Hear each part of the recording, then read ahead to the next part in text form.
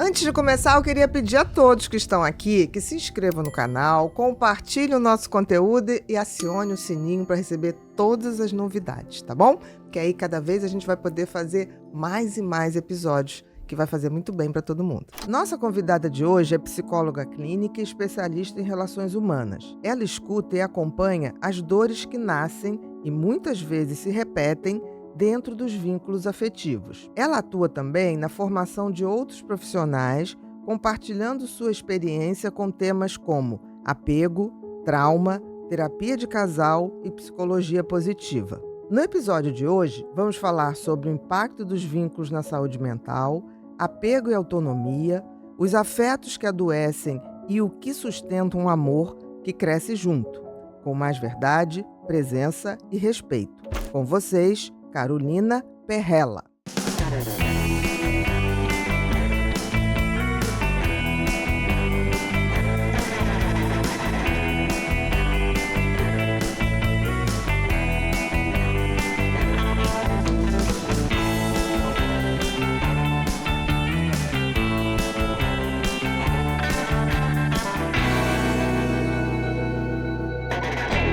Olá, sejam todos muito bem-vindos a mais um episódio do Pod People, um lugar onde a gente se encontra para ver e ouvir gente. Gente que faz, gente que acontece, gente que inspira.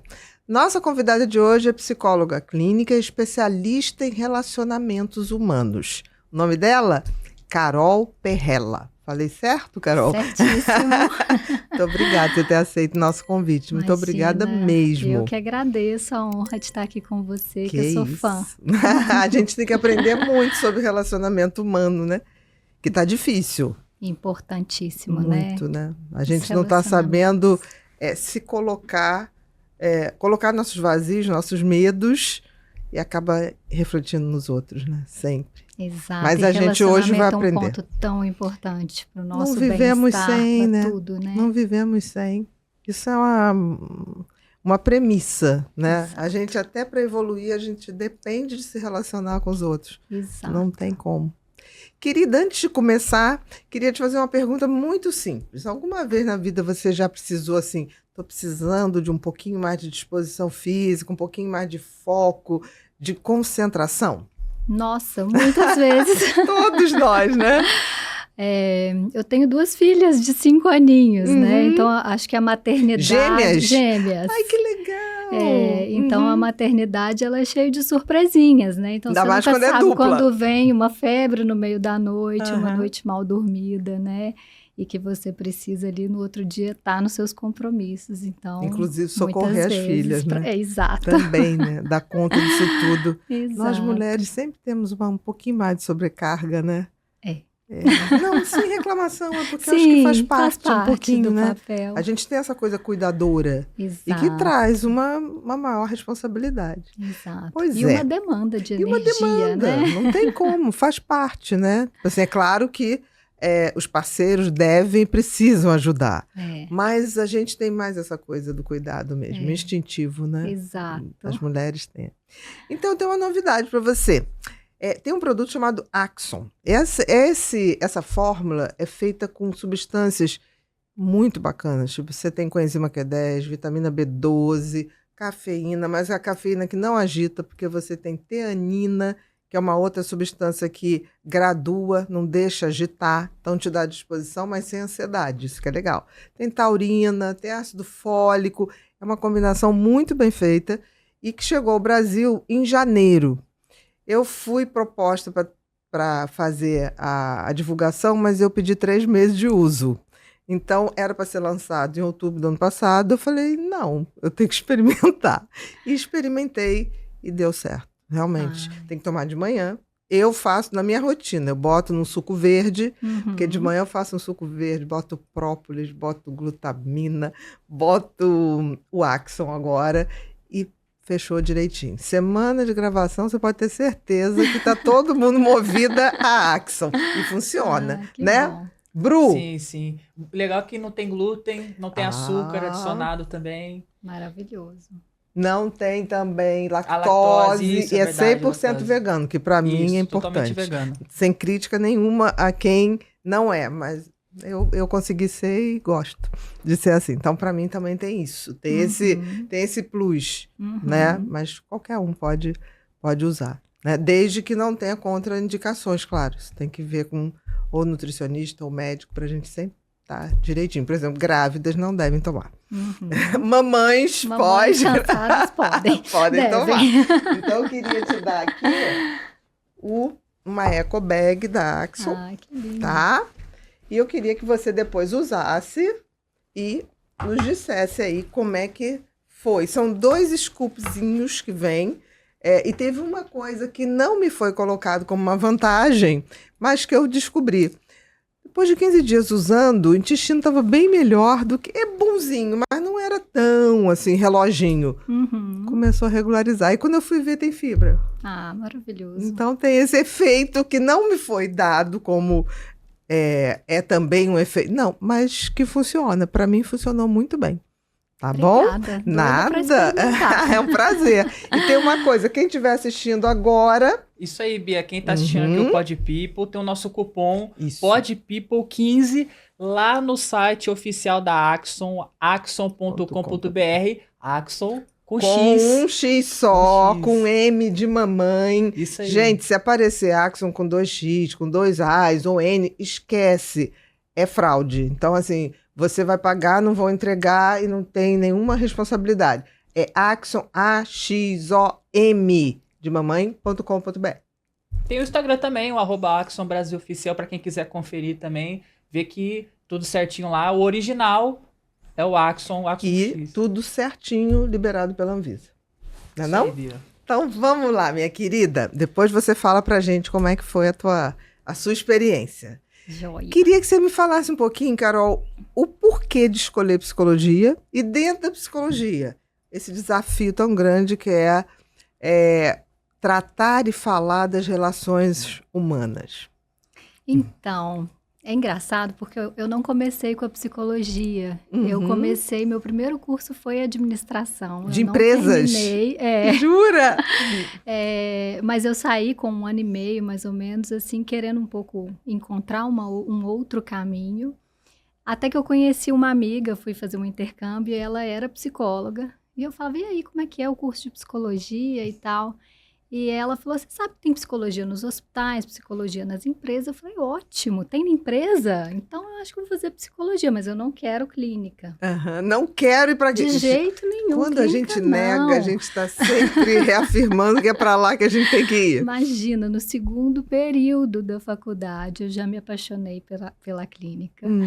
Tive a oportunidade de trabalhar num projeto voluntário com trauma, com o professor Gastão Ribeiro e, assim, nunca mais larguei a clínica na vida, assim, me apaixonei. E é tão interessante, né? Porque você falou, trabalhou com trauma.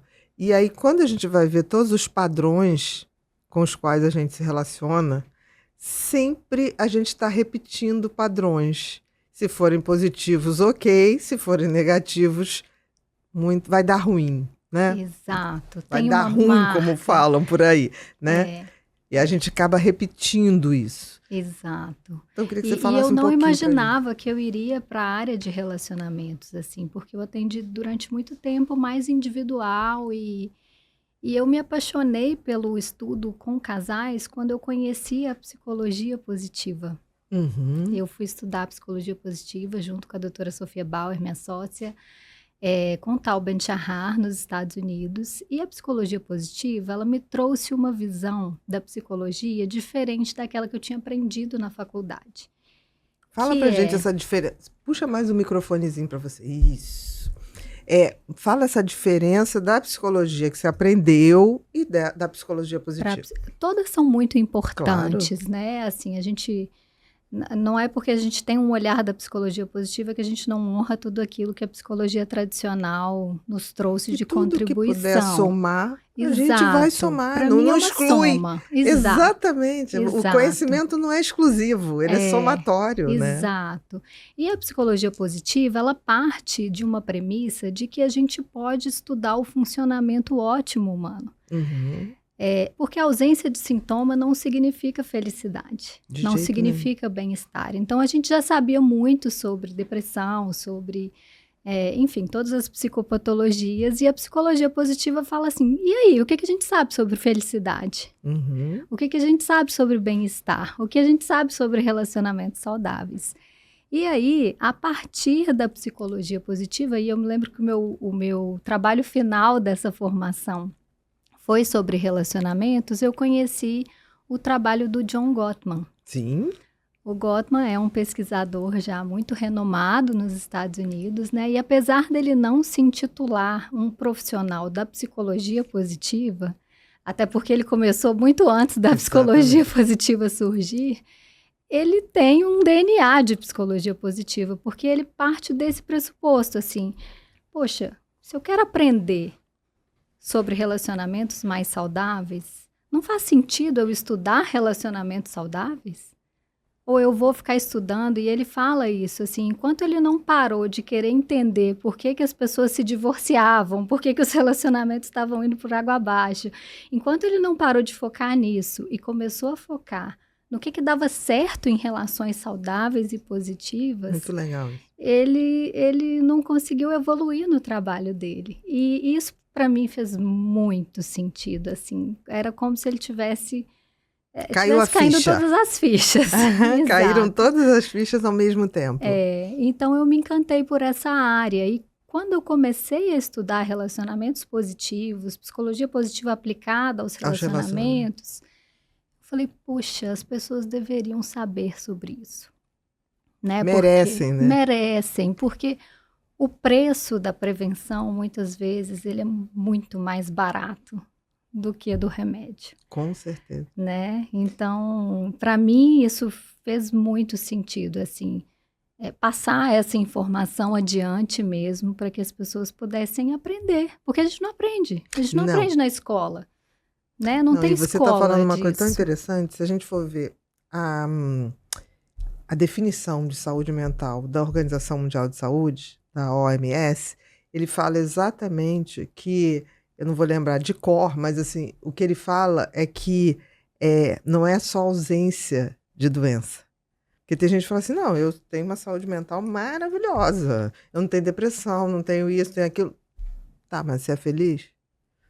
Então ele fala dessa coisa de você descobrir seus talentos, isso. Botar em prática para se autogerir, se autossustentar e lidar com os estresses naturais da vida.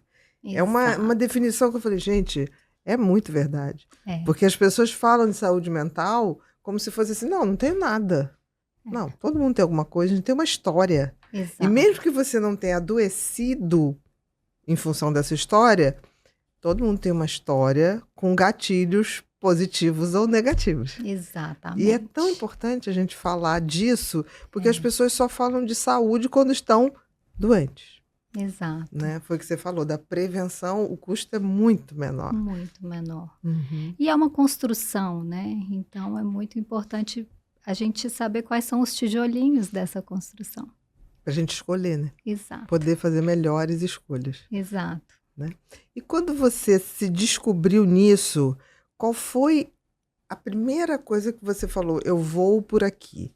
E quando que você atendeu o primeiro paciente depois dessa nova visão? Então, aconteceu uma coisa muito interessante, porque o primeiro movimento que eu fiz, e eu acho que na minha vida, a minha curiosidade para estudar as coisas tem muito a ver com o que eu estou vivendo naquele momento, assim, sabe? Na época eu estava noiva. Uhum. E eu falei, gente, eu preciso falar isso para os noivos, é claro, porque eles vão se casar agora, então eles já vão saber sobre isso e quem sabe a gente não vai prevenir um monte de problema, né? E aí eu fui participar, eu participava de feira de noivos, e dava palestra, e fazia, e acontecia. E foi a maior frustração. Por quê? Os noivos não estavam interessados. Sabe quem que vinha conversar comigo no final das palestras? Os casados. As que mães das noivas. As mães das noivas falavam, Carol, se eu tivesse ouvido isso, que privilégio, minha filha poder... E a noiva estava lá preocupada com o bombom, com a forminha, né? Sim. Não que isso com os preparativos, não tenha sua relevância. É legal isso. Mas o que eu entendi depois que eu fiquei frustrada, né? Porque eu queria entregar uma coisa que elas não estavam muito interessadas. Eu entendi que não tinha dor ali. Então, se não tinha dor ainda, não fazia muito sentido as pessoas buscarem, né? E aí eu falei, não, então não é por aqui o caminho. Eu acho que eu vou atender casais, né? Então, deixa eu levar esse conhecimento para o consultório mesmo e poder receber os casais aí. E aí fiz outras formações também, sistêmica, para poder agregar, né, cada vez mais. Isso, né? e assim, continuo, agora tenho estudado muito terapia do esquema, que está sendo super legal, porque o método Gottman, ele é muito democrático nesse sentido, assim, ele convida né? muito, sabe, que você coloque também outras abordagens junto com esse trabalho. Uhum. Não é impeditivo, né? Não. Você não tem que casar com essa metodologia. Uma teoria pronto, esquece o resto. Outras, exatamente. Né? Até porque nenhuma teoria vai dar conta da complexidade humana, né? É o Jamais. que eu penso. Jamais. Nós somos bem mais complexos que isso tudo. Agora, tem coisas que são bacanas. Por exemplo, a gente fazer uma educação para relacionamentos, talvez não no preparativo do casamento, mas, por exemplo, na adolescência, né, ter essa visão de que o ser humano é um animal social, a gente cresce na relação com o outro, seja em qualquer nível, e que as relações podem tornar a nossa vida muito melhor ou muito pior. Exato. Eu acho que esse tipo de situação teria que ser dito e colocado. Entendeu? Eu penso que seria muito bom se nas escolas a gente pudesse ter acesso a conteúdos sobre relacionamentos e sobre inteligência emocional, né? Seria muito bom. Que é o básico, né? Talvez as crianças, talvez não os adolescentes, mas talvez na infância, com uma linguagem, claro, que seja adaptada à criança, porque a criança pega muito rapidamente. Exato. O que deve ser feito, o que não deve ser feito, o que vai ser bom, o que não é tão bom assim.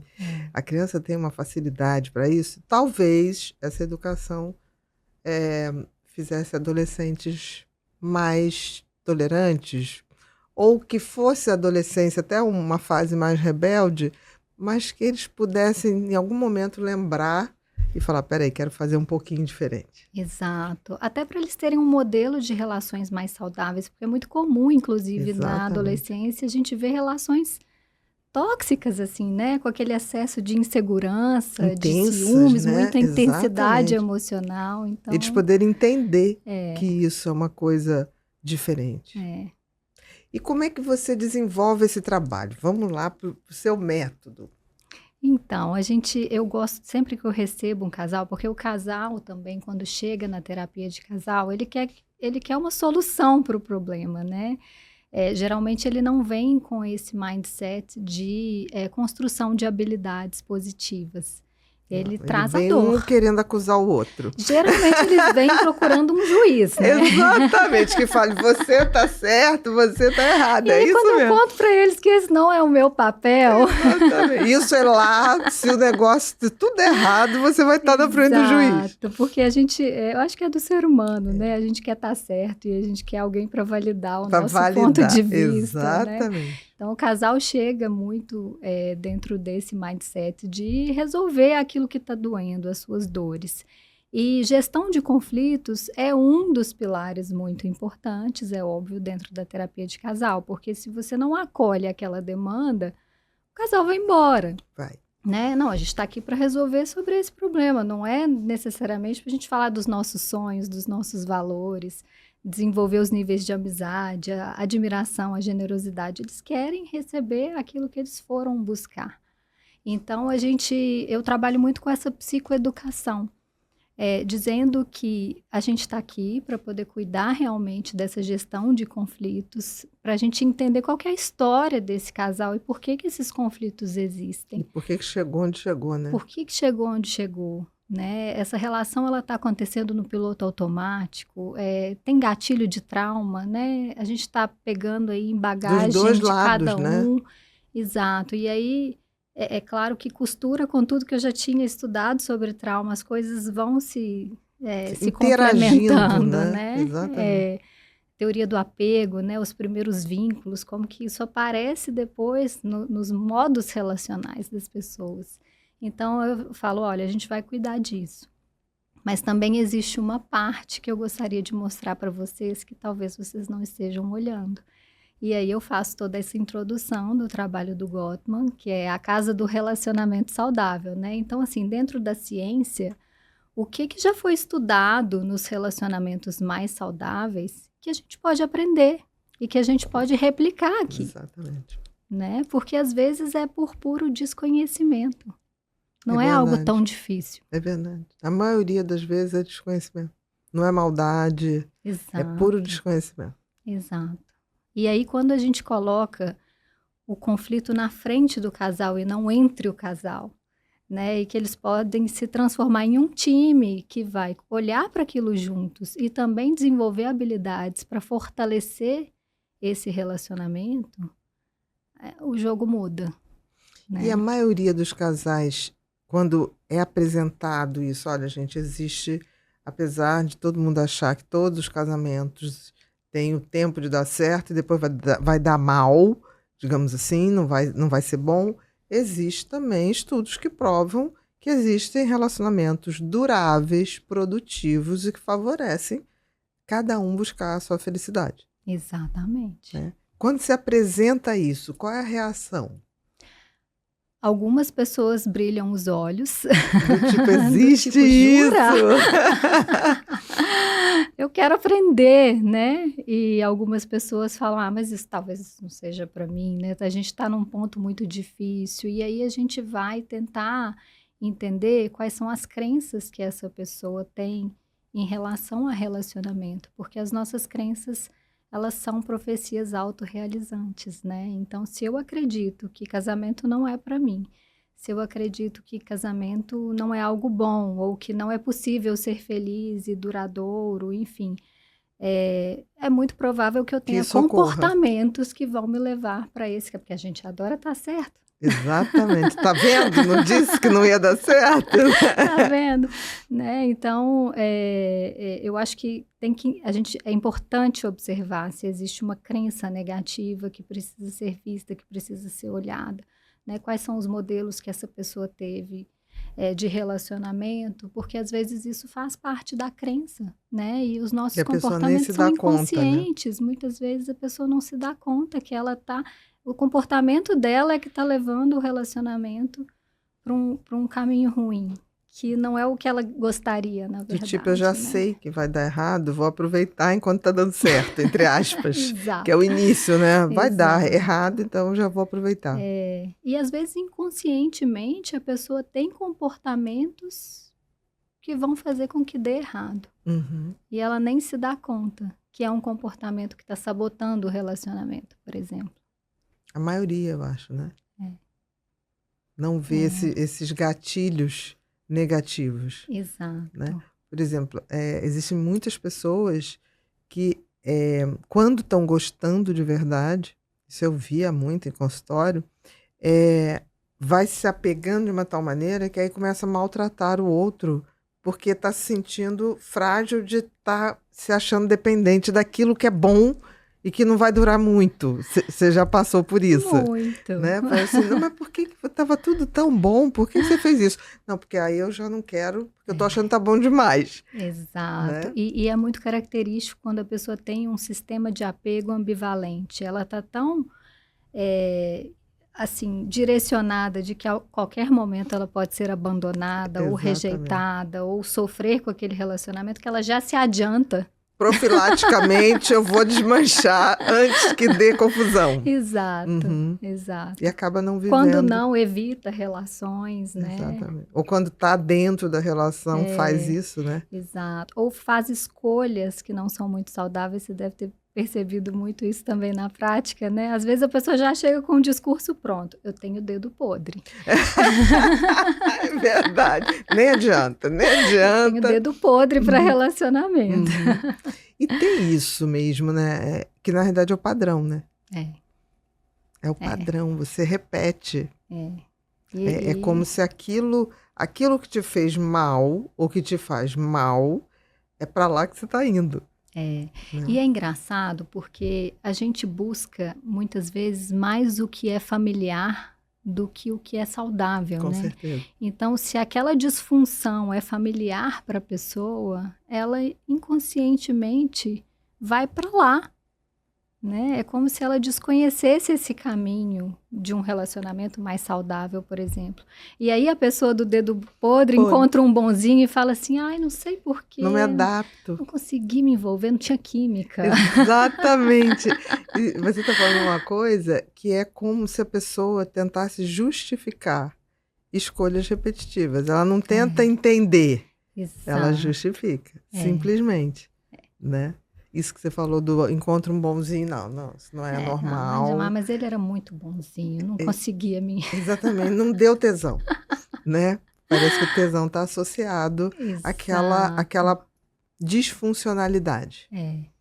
E tem uma coisa, né? O cérebro, é muito interessante, o cérebro ele é tão vinculado à zona de conforto que às vezes você, mesmo estando numa situação ruim, para o cérebro é ruim, mas é conhecida.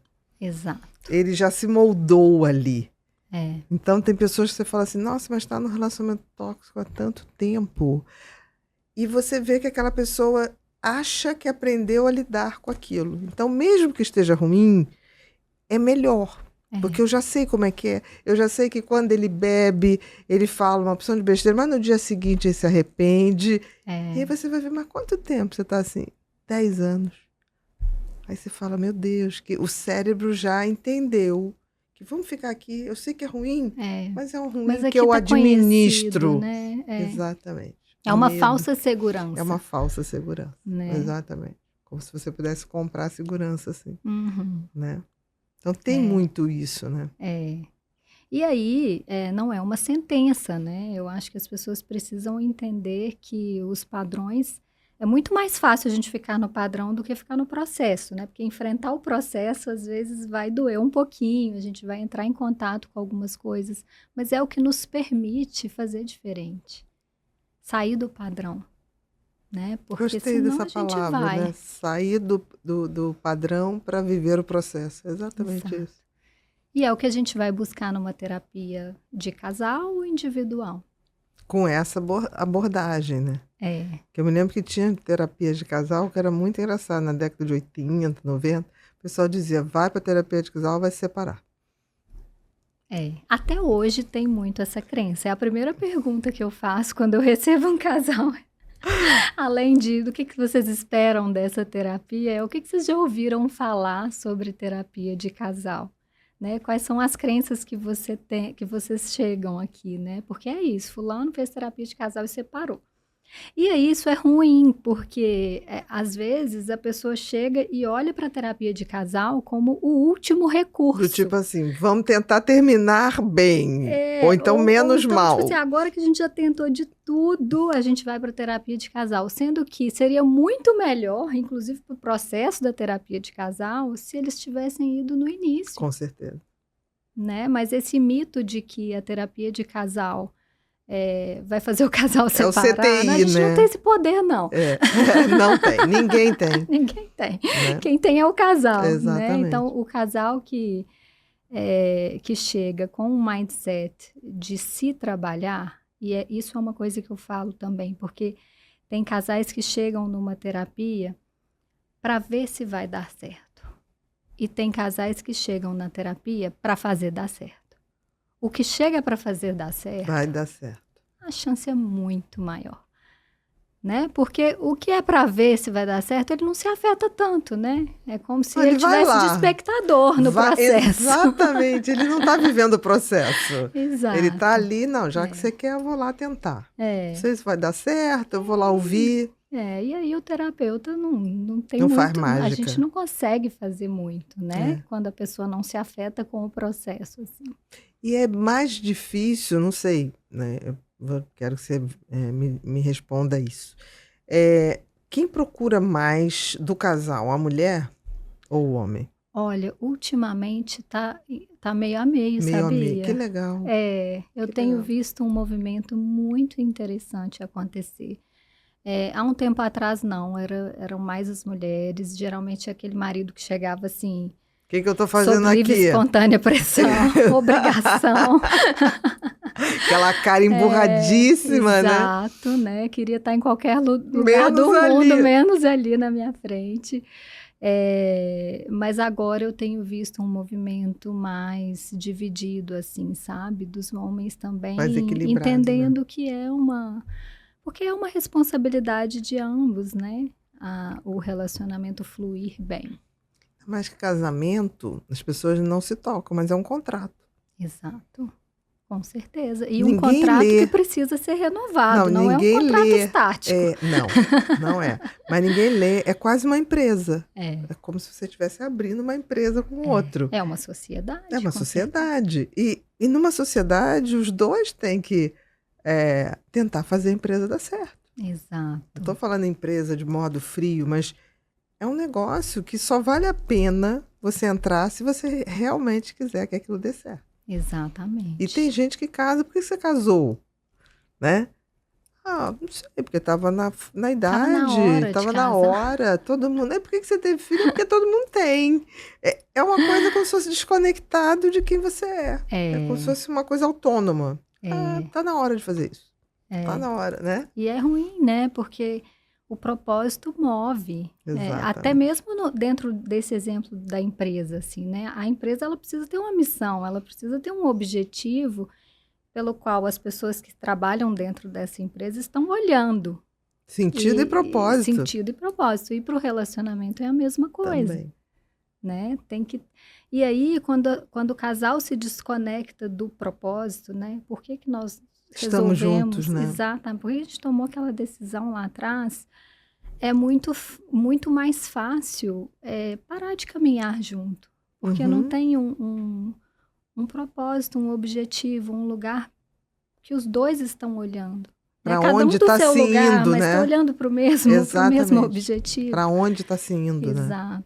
né? E é tão raro, hoje pelo menos, eu via quando atendia, que mas qual é o objetivo da relação? Qual é o sentido e propósito?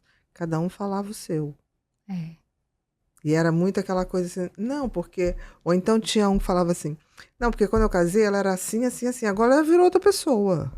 E a mulher falava a mesma coisa. Ele era isso, isso, isso. Agora, ele começou com uma sociedade, ganhou mais dinheiro, virou outra pessoa.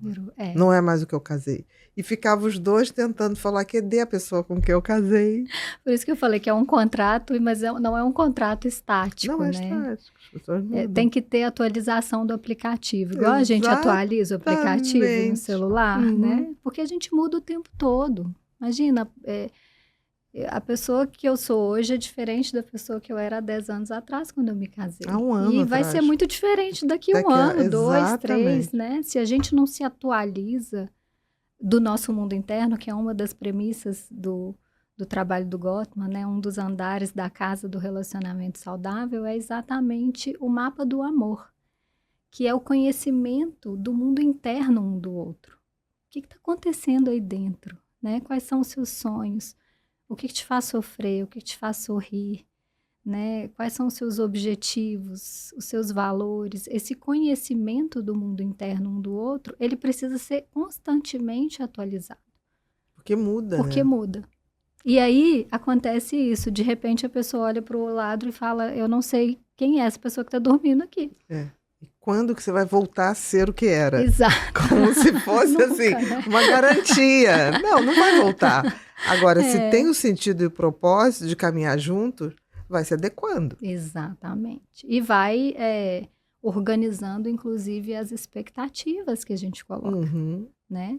Sobre o que é real no outro, né? E não o que é imaginário nosso, assim, Exatamente. né? Porque todo mundo quer uma parceria afetiva idealizada por N padrões. Mas a idealização sempre vai ter uma frustração. Sempre. Porque a gente se relaciona no real. É melhor construir do que pegar pronto. Exato. Esse tipo de coisa. Exato. E muitas vezes, dentro do processo de terapia de casal, a gente vai colocar na mesa o que é real. Né? e o que é idealização. Porque a gente vai se relacionar no real, sempre. A realidade se impõe, né? Sempre. É. Isso que você está falando. Ela se impõe mesmo. E, ao mesmo tempo, eu também sinto que as pessoas têm muita resistência de mostrar essa casa interna. Muito. Porque a gente muitas vezes, é difícil mostrar a nossa vulnerabilidade, até porque a gente tem medo do que o outro vai pensar. Será que ele fica? O outro vai fazer com aquilo Será que também? Ele fica se ele souber? Exatamente. Né, desse meu lado sombra? Então, a gente adora mostrar a nossa luz. Mas a sombra, muita gente nem gosta de olhar para suas próprias sombras. Ainda mais a dos quiçá mostrar para o outro. Exatamente. Né? Então, mas é importantíssimo. E o que acontece é o contrário. Quanto mais a gente consegue colocar a nossa vulnerabilidade, e se existe de fato uma parceria onde o outro não tem a pretensão de te machucar, de colocar o dedo na sua ferida e te machucar, a gente desperta no outro uma compaixão que é um caminho direto para uma abertura para o amor. Mesmo que ele não esteja presente, né? Porque muitas vezes o amor não está presente. Os conflitos vêm por uma dependência, por um apego. Aquela pessoa entrou na vida do outro para tampar um buraco. Os motivos... Exatamente. Né? Mas quando você se dispõe a mostrar suas vulnerabilidades e entender também o do outro, talvez se forme um vínculo eterno. E ativar essa compaixão e a autocompaixão também é um ponto que, quando acontece, é muito bonito de testemunhar, enquanto terapeuta de casais, assim. É o amor, né? É o amor. É literalmente o amor, né? Em plenitude, assim. Né? Que é raro. Não é fácil de ver. Porque as pessoas confundem paixão com amor. Paixão é outra coisa. Paixão é um vício. Não dura muito, né? Não dura muito. Por isso que as pessoas falam casamento, os primeiros 3 anos maravilhoso, depois, olha, vou te dizer, depois não dá mais nada. Porque você vê casais falando nisso, né? E às vezes é uma questão de nomenclatura, né? Realmente, a paixão não vai durar... Não vai. 40 anos, não. Né? Mas uma relação que é construída... Porque tem isso também. Às vezes as pessoas acham que o grande desafio é encontrar a pessoa certa. E a partir do momento em que eu encontrei a pessoa certa, para mim, tá feito. É como se fosse, entrei para um emprego vitalício. Exato. Né? Quase você virou ministro do Supremo Tribunal Federal. Vai até 75 eu posso errar, anos. Eu posso fazer o que for. Exatamente. Eu tenho estabilidade. Eu tenho estabilidade nessa carreira aqui. Até, né? Mas em mais, a média é 60, 65, mas vai até 75 anos, entendeu? E aí, qual que é o problema dessa linha de raciocínio? É que a gente não trabalha pela relação, né? E o relacionamento, ele precisa de construção. É muito difícil, e isso é algo que aparece nas pesquisas do Gottman como os relacionamentos mais saudáveis. Assim, são pessoas que estão ativamente construindo um relacionamento saudável. Eles não são passivos no processo, assim. Eles têm uma intenção, um propósito. Eles querem aquilo, Eles querem, eles buscam. Né? E aí, voltando no exemplo da empresa, se você tem uma empresa onde as pessoas que estão trabalhando nela param de trabalhar, ela vai ter resultado positivo? De jeito nenhum. Ou então não sabem para onde estão indo, né? Exato. Aonde está indo, né? E aí não tem como mensurar sucesso da empresa. Você está dando, né? Se a empresa está legal, não está. Né? E quais são os fatores mais comuns do casal que quer dar certo? Do que tem a longevidade, que tem essa relação de cumplicidade, eu acho, né? De conforto, de compaixão, como você falou. O Gottman, ele tem esse modelo teórico que ele chama da casa do relacionamento saudável. E aí, essa casa tem alguns andares, assim. Um deles é o mapa do amor, que é isso que eu falei, que é a disponibilidade que o casal tem para seguir, de conhecer o mundo interno um do outro, de conversar, de se conhecer e de fazer atualização de aplicativo ao longo da vida a dois, e não achar que Eu tô casada há 50 anos e eu já conheço fulano na palma da minha mão, então não preciso nem perguntar. Nada, né? Não Não pergunta preciso mais nem nada. conversar, eu já sei. Não, né? Isso é muito importante. A generosidade e a admiração é muito importante, né? O cuidar mesmo um do outro, né? O tratar bem, isso deveria ser tão óbvio, né? Mas não é na prática. Exatamente. Não é na prática. Então, generosidade e admiração muito importante. O se voltar um para o outro com intenção. E eu vejo muito isso como um sair do piloto automático no relacionamento, porque quando a gente vive no piloto automático, às vezes a gente não percebe o que o outro precisa, as tentativas de conexão que a outra pessoa faz, e a gente perde muitas vezes mesmo, né? E principalmente hoje a gente vive muito pouco no presente, né? Muito pouco do presente, e o tempo que você tem para as relações afetivas é muito reduzido, né? Então a intenção tem que ser muito clara para aquele tempo valer a pena. Porque é muito fácil, se não tiver intenção, é muito fácil o relacionamento virar a última coisa na nossa agenda. É o que sobra. É o que sobra. Se a gente ficar só com o que sobra, sobra muito pouco, talvez não o suficiente. E aí é a sobra. Para cuidar, é a sobra. E é engraçado, porque se a gente pergunta em termos de prioridade, qual é o lugar que o relacionamento ocupa na vida da pessoa, muitas vezes é prioridade número 1.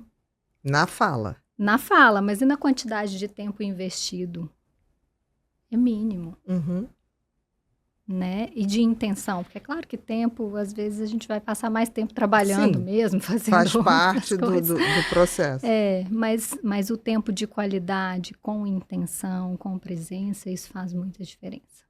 Não só no relacionamento, né? Mas na construção, por exemplo, da identidade das crianças. Né? Muito, essencial. Porque da mesma maneira que as pessoas falam de prioridade, eu vejo muita gente falar assim, amor, meus filhos, não sei o quê, meus filhos.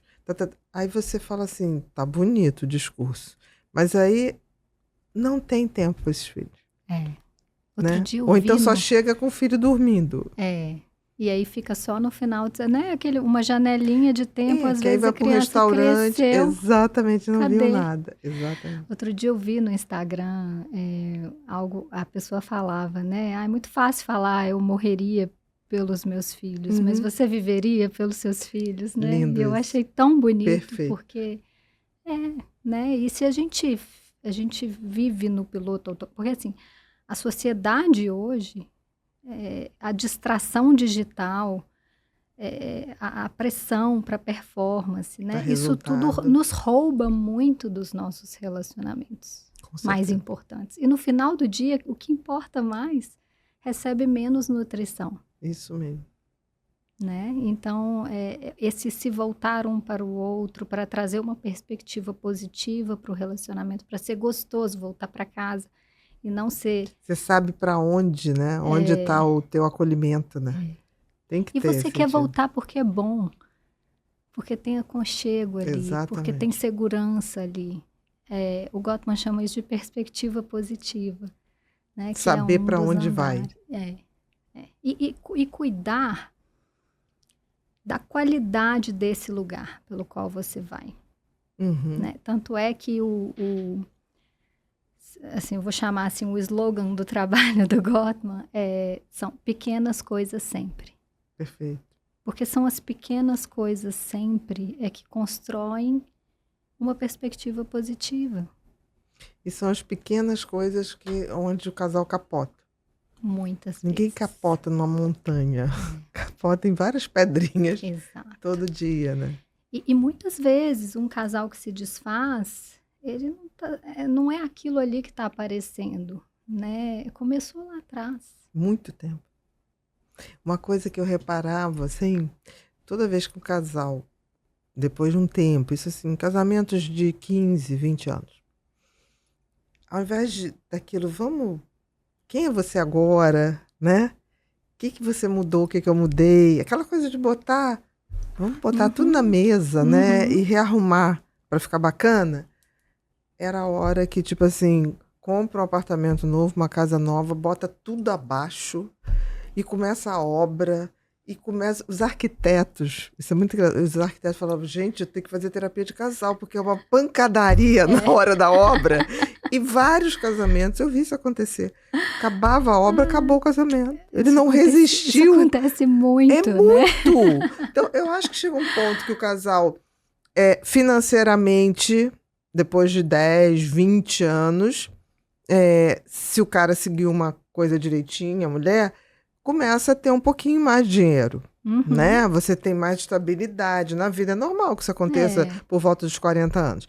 Ao invés de tipo assim, puxa, vamos rever nossa história, o que a gente construiu? Não, agora a gente vai fazer o símbolo da nossa relação. Aí compra uma casa, bota cachorro, coitado, tem pena dos cachorros, que também na separação tudo sofre.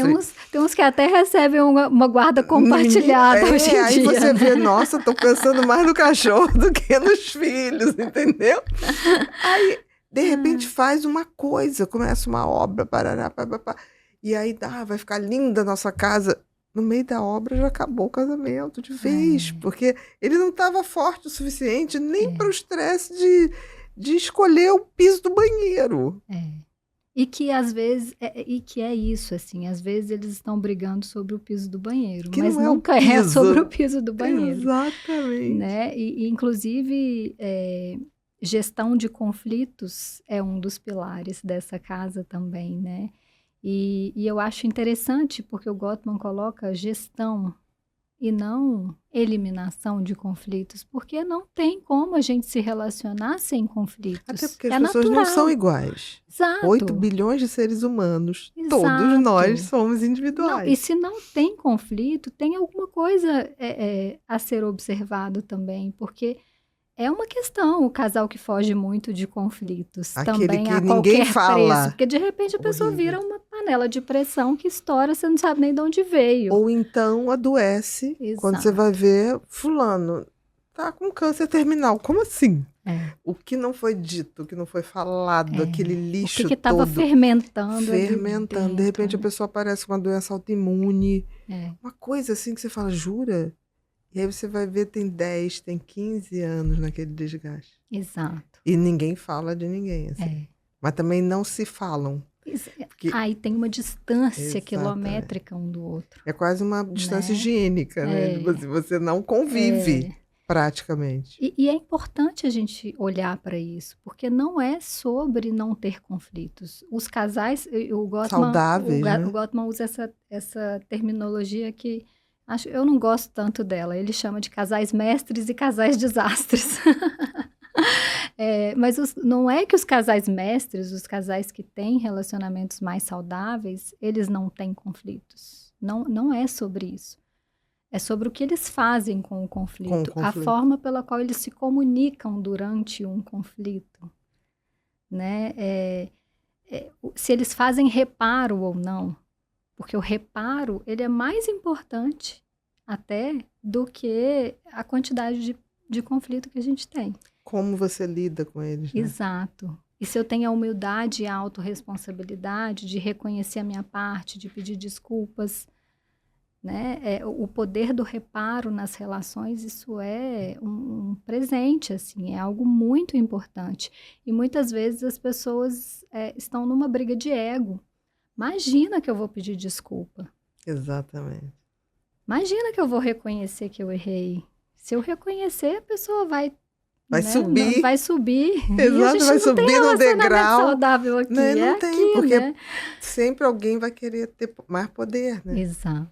Determinar. Interessante isso, né? Que é o poder dentro das relações, né? É muito comum você conhecer um casal e falar assim, não, mas os papéis são pré-determinados. Eu resolvi isso, você aquilo. Eu fico olhando, que estrutura é essa? Tão pré-determinada se a gente está mudando o tempo todo. E o problema é quando tem disputa de poder, né? Porque aí a gente não tem a gente tem um casal de adversários. Exatamente. Estão no ringue. E aí, quem vai ser o juiz que eles estão procurando para o ringue, né? O terapeuta. O terapeuta de casal. Porque isso acontecia muito, assim, de casais, geralmente a mulher procurava por algum motivo, depressão, ou pânico. E aí você via, você saía, apagava aquele incêndio, o pânico, por exemplo. Ninguém entra num transtorno de pânico porque está um mês com problema. Aquilo bote 2 anos para cima. O negócio vem se montando. Aí quando a pessoa deixa de ter aquelas crises de desespero, você... Bom, agora vamos ver o que aconteceu. Vamos ver os últimos 10 anos. A pessoa, mas 10? Eu falei, sim, porque é que nem um infarto, né? Você começa, na adolescência, a comer besteira, você faz uma plaquinha. Aquela plaquinha vai aumentando, um dia você levanta e você infarta. Né? Não é do nada. Nada é do nada. Nada é do nada. Do nada aconteceu isso. Do nada. Não é, porque talvez a gente não tenha olhos para ver. A tempestade se montando. A construção do construção, sintoma, né? Exatamente. E aí eu me lembro que eles chegavam, né? E a mulher se tratava e o marido aparecia. Olha, queria lhe dar os parabéns, ela está muito melhor, não sei o quê. Ele voltou a ir ao supermercado sozinha, voltou a sair com as crianças. Nossa, maravilha, maravilha. Aí a gente começava, eu falei, fácil, tirar o pânico é muito fácil. Reconstruir o processo para que ele não se repita. Esse é o grande desafio. Minha filha, quando tinha esse desafio, o marido falou, mas como assim? Mas estava tudo bem. Estava tudo ótimo. De repente, ela começou a ter esses pânicos. E é interessante que muitas vezes acontecia... Bom pra quem, né? E acontecia no meio dessa história do marido panicar.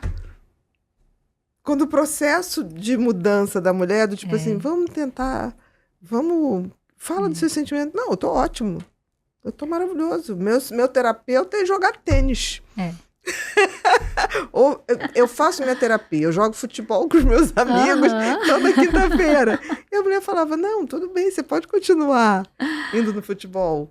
Mas a gente podia conversar um pouquinho, a gente podia ter um dia na semana pra gente ver uma série e comentar.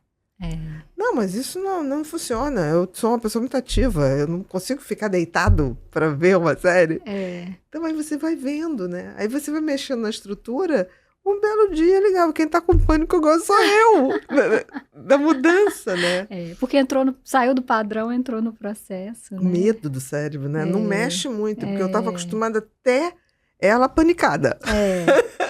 Mas agora esse negócio de querer verdade, querer saber querer de conversar mim, demais. querer que história conversar. É essa? Não foi isso que eu comprei, que eu coloquei no contrato. Não foi esse o pacote. Então, muitas vezes eu vi casais se desfazer porque alguém queria que tudo voltasse a ser como era. E a gente não é. A gente hoje não é igual a ontem. Não. E tem uma coisa interessante que eu escutei essa frase de uma das minhas professoras, a Jaqueline. Ela é maravilhosa de sistêmica e ela fala que muitas vezes o casal chega na terapia e eu acho que eu olho até na terapia individual eu vejo isso também. É como se a pessoa estivesse falando nas entrelinhas assim. Eu quero que tudo mude, contando que nada mude. Eu quero a mágica. Eu quero a mágica. Eu não quero mudar nada. Tudo, mas eu não quero me afetar, não quero fazer parte desse processo, né? De mudança. E aí a gente não consegue entregar mudança para quem não quer mudar. E também tem aquela coisa, né, da pessoa, de do casal, seja homem, seja mulher, que quer a mudança e o outro não quer. Talvez tenha que acabar, não é porque o outro não quer, é porque se um só mudar, não vai dar. Às vezes acontece de um ser a mudança que quer ver no relacionamento e essa mudança contagia, promover um efeito colateral positivo de mudança no outro. Mas não temos garantias. Né? Pode ser que ocorra. E aí é uma das primeiras coisas que a gente precisa checar num casal, quando um casal chega, é a pertinência terapêutica, né? É esse real pedido de ajuda, porque realmente às vezes tem um que quer e o outro não. O outro só quer que tudo volte a ser... Essa é a realidade. Assim, a gente vai olhar para isso. Não tem como obrigar essa pessoa que não quer, né, fazer diferente. Não tem como. Né? Muitas vezes talvez a gente tentar entender o porquê que a pessoa está presa naquele lugar E aí, por isso que eu gosto muito do poder da compaixão, né? Às vezes, se tiver a ver com algum trauma, alguma coisa um pouco mais profunda, que a pessoa está rígida naquele posicionamento, e a gente consegue aumentar o nível de compreensão ali, alguma coisa se ajuste, mas Pode difícil, acontecer. né? Pode acontecer, eu já vi acontecer. De homens com uma estrutura muito rígida, quando a coisa vinha à tona, e a mulher mudava, acontecia isso, de ele chegar e resolver falar das suas fragilidades. Era difícil. É difícil. Era quase assim um desespero, Uhum. né? E aí você perguntava, mas por que você não falou antes? Porque eu tinha medo de ser deixado. Principalmente o homem que constrói aquela coisa do o salvador da pátria. Uhum. Ele é o provedor, fraco, né? ele é o posso ser provedor, vulnerável. ele resolve tudo. Se a mulher não deu conta dos filhos durante o dia, ele chega de noite, dá bronca, organiza tudo. Isso acontecia muito, assim. Das pessoas botarem... por isso que a disponibilidade da gente se mostrar na luz e na sombra, ela é muito importante. Com certeza. Né? Porque é parceria. E a gente precisa ter um senso de segurança dentro dos nossos relacionamentos e um senso de que eu posso ser eu mesmo. Isso eu acho que é fundamental, né? Ser quem se é e ser acolhido por isso. Talvez seja a coisa mais difícil de acontecer, mas no fundo é o que todo ser humano busca. E um amor maduro, um relacionamento maduro, existe espaço para isso. Agora, um relacionamento idealizado, se eu não eu preciso corresponder ao que o outro idealiza, então onde que estou eu aí, né? Cadê a autenticidade aí? É o começo de um problema que é uma bola de neve, né? Então, e vem o medo, né? Tipo Exato. assim, se descobrir quem eu sou, acabou, né? Né? E agora, a gente tem medo da rejeição, né? O ser humano, ele ser humano evita a rejeição, ele tem medo do abandono, né? E a gente não pode gostar disso não mesmo, existe. não, senão a gente para de vincular, que até acabou, né? Historicamente, a gente se fez uma espécie animal que a colaboração, ser rejeitado, significava não pertencer a um grupo. A nossa sobrevivência... Era não sobreviver. Era não sobreviver. Exato. Então, a gente tem todo um aparato cerebral montado para evitar a rejeição a qualquer custo. Inclusive, são ativadas áreas de dor. Exatamente. Né? A gente realmente não... Imagina, o ser humano já tem um pezinho ali em ser mais egocêntrico. Se a gente não se importasse com isso, acho que a gente já tinha acabado enquanto sociedade, né? Eu acho que na questão dessa necessidade de não vincular mais, né? Eu acho que a gente está vinculando menos. Por isso que eu acho que não é só o autoconhecimento, o conhecimento da história dessa espécie. Quando você vê lá a história da humanidade, chegamos aqui, ocupamos o topo da cadeia animal, sim. Mas chegamos, não foi porque o cérebro cresceu mais, não foi porque somos muito mais inteligentes, porque todos os animais são inteligentes. Eu sempre digo, inteligências diferentes. Mas foi porque colaboramos, formamos grupos. E aí somos a gente... seres de vínculo, né? De vínculo. Os vínculos sociais nos fizeram mais fortes. Exato. Né? Agora, com essa questão de não ligar para os vínculos, isso está fazendo nos fazendo animais mais frágeis. Nítido isso. A disparada das doenças mentais, eu acho que é um reflexo de parada de doenças de baixa imunológica. Né? Eu acho que também é um reflexo. Acho que a pandemia botou muito isso. Tinha gente que tinha tudo para pegar Covid e morrer. E tinha gente super saudável, né? Que teve gente que tinha tudo para complicar e não complicava, salvava. E tinha gente que fala jovem, não sei o que, complicava. Então, esses fatores todos, alguma coisa está aí. E eu acho que a pandemia também mostrou para a gente com muita clareza como impacta a gente não poder socializar, né? Assim, essa questão do vínculo ficou muito forte para mim, pelo menos eu observava isso, apesar de que para algumas pessoas a proximidade foi um problema, né? Foi muito, aumentou o número de divórcios, né? Durante a pandemia. Mas assim, como um isolamento social tem um impacto traumático para a gente, né?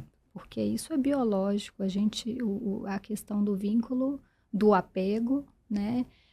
Apego no sentido da teoria do apego, né? E não do apego na palavra assim, de apegado demais, que tem uma conotação negativa, muitas vezes na nossa sociedade. Como a gente precisa do vínculo saudável, né? Do vínculo nesse saudável. Sentido do apego.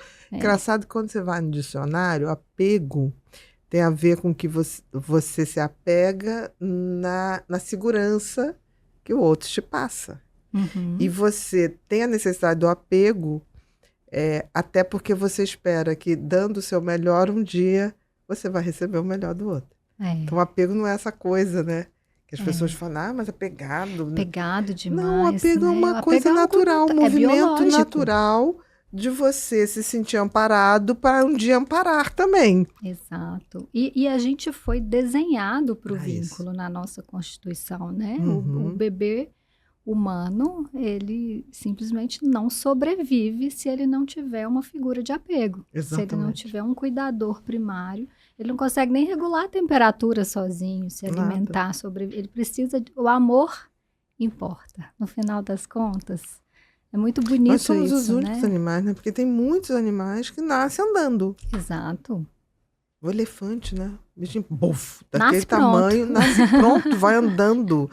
O bezerrinho nasce e vai andando, sabe? Nós não temos isso. Se a gente não tiver alguém que nos cuide, o apego, a gente morre. Exato. Morre mesmo. E o que eu tenho estudado muito, e por isso que eu falei assim, os meus focos de estudo têm muito a ver com o que eu estou vivendo, né? E a maternidade me fez esse convite para estudar muito sobre a teoria do apego. E foi uma grata surpresa, porque eu comecei a estudar mais com o viés da maternidade, para eu poder entender construir a importância disso, né? E ser a melhor mãe possível para as minhas meninas. No final das contas, eu vi que tinha tudo a ver com o que eu fazia na terapia de casal, assim, porque as experiências de vínculo que as pessoas tiveram na infância moldam a forma pela qual elas se relacionam depois na vida adulta.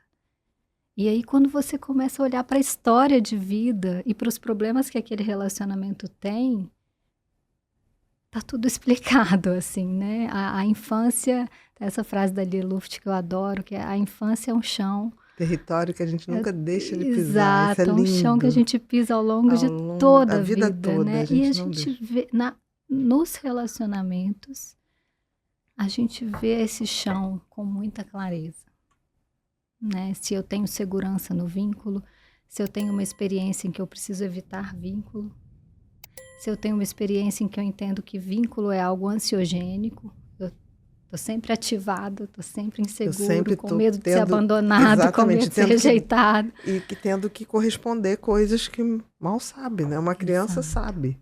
Ela pode saber o que, não exatamente o que esperam dela, mas ela sabe que estão esperando alguma coisa. É como se ela tateasse ali para acertar. Naquela coisa. Para pertencer. Para ser validado. Exato. Porque é necessidade básica. Exatamente. É necessidade emocional básica, né? E tem pais que... É interessante isso. Você tem 2 meninas gêmeas.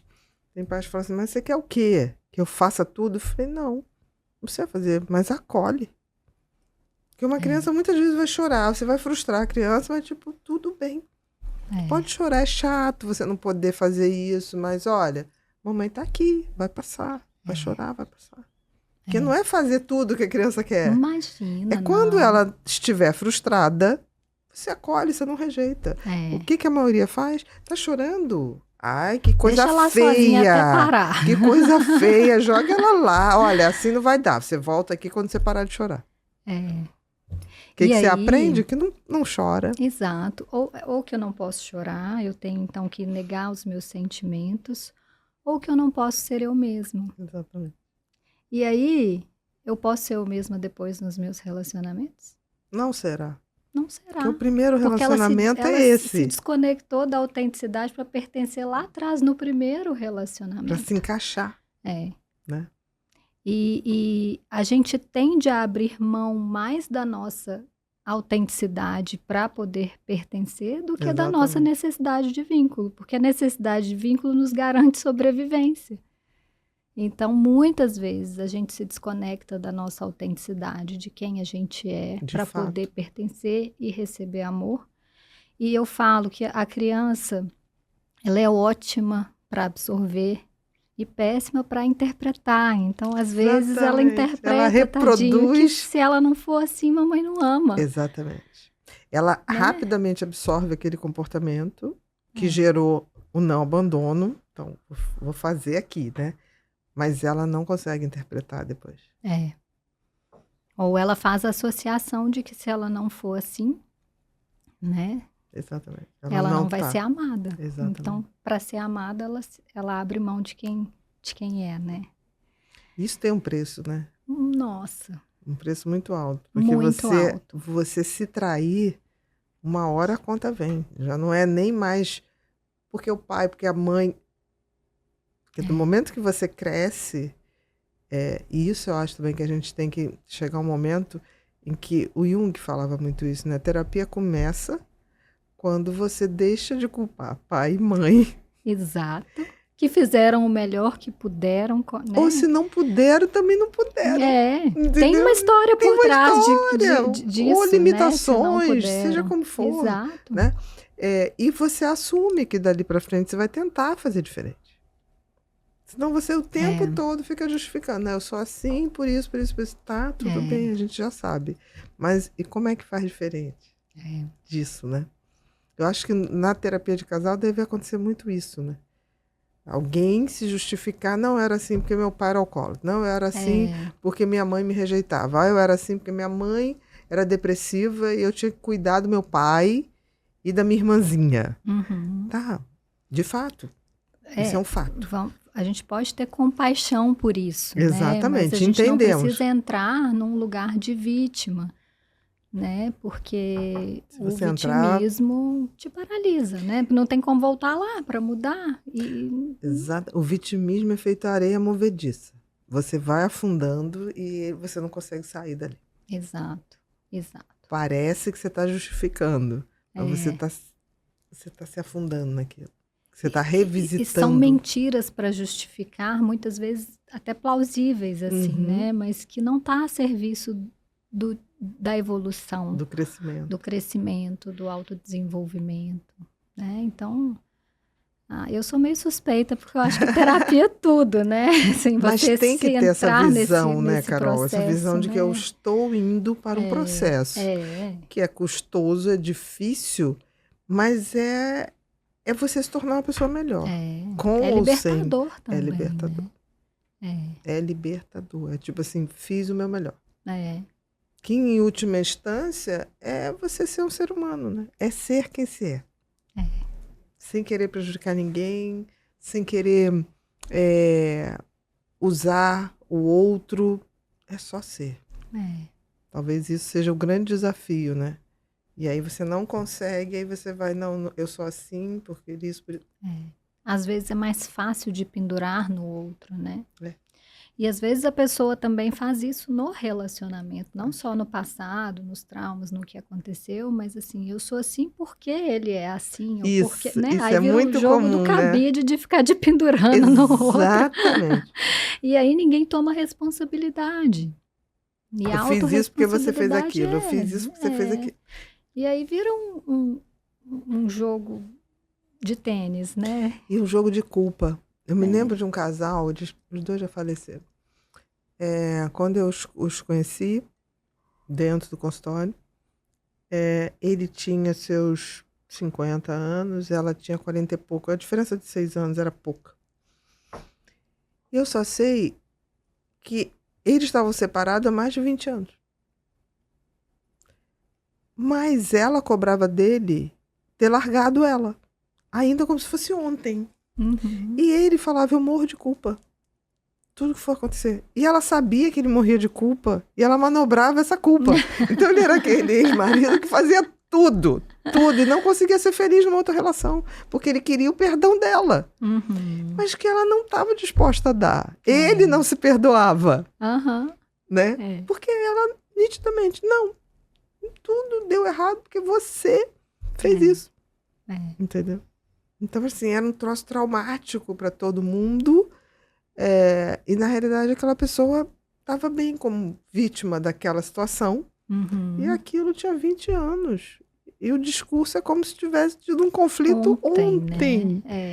Né? E é uma característica, inclusive, do trauma, muitas vezes, gerar essa resposta de fixação, né? A pessoa, às vezes, fica fixado num estado ali. Que, no final das contas, a conta tá cara também, né? A pessoa tá cara porque a pessoa não vive. Exatamente. A pessoa não vive e não deixa o outro viver. Então, que energia é essa? Que ficou conexão? A liga, né, do casal. Ficou a liga, exatamente. Que não tem mais nada, um culpado que não consegue. E a outra pessoa também cobrando essa culpa. Você vai me pagar esse imposto pro resto da vida. Não tem como. Foi o que você falou, não tem como voltar. Né? A questão do nervo vago. Vamos lá, que a gente tem uma foto aí. O que mexe... Engraçado, porque o nervo vago é um nervo imenso, né?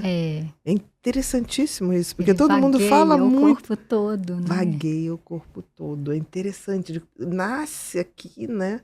No cérebro, na base ali, e ele vem correndo todos os órgãos. Que linda essa imagem. É linda essa imagem, né? E a coisa mais interessante é que a gente fala muito do sistema simpático, né? Adrenalina, noradrenalina, todo mundo. Mas pouco se fala do sistema parasimpático, né? Que é uma estrutura feita para acalmar. E a gente só fala do quê? Da doença.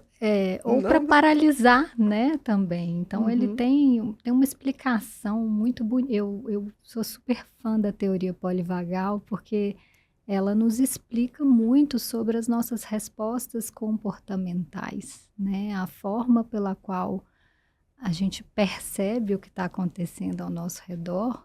E aí, o que o nervo vago vai fazer com essa informação, né? Explica pra gente a teoria. A teoria polivagal, ela tem no meu trabalho, assim, eu acho ela essencial, porque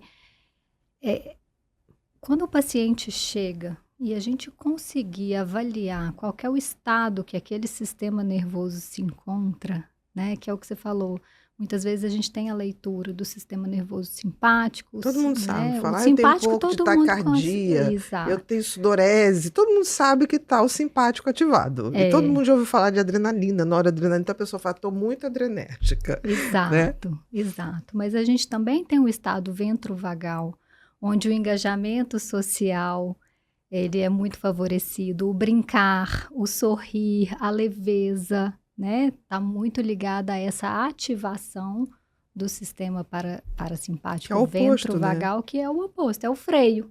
Exatamente. Do simpático, né? E a gente tem também o dorso vagal, que ele tem uma função positiva, vamos dizer assim, né? Da digestão, dos estados de meditação, em que a gente está ali mais paradinho, mais paralisado, mas com uma conotação positiva de segurança, mas ele também tem uma resposta que tem muita ligação com trauma, que é quando a gente paralisa e a gente congela, né? Então, se aquilo que eu estou vivendo é tão intolerante, que eu preciso tão ameaçador, exato, tão ameaçador que eu preciso fazer um shutdown, assim, é quando essa resposta aparece para nos paralisar, para nos congelar. Eu falo que é um presente, né? E que é muito tipo dos animais. Muito. A gente vê no Net Geo ali, né? Aquela coisa assim, um pássaro, né? Outro dia eu acho que eu vi em algum lugar na internet, um pássaro, aí veio um leão, não sei se foi um leão, uma coisa assim. O pássaro, pum, se fingiu de morto. Parou.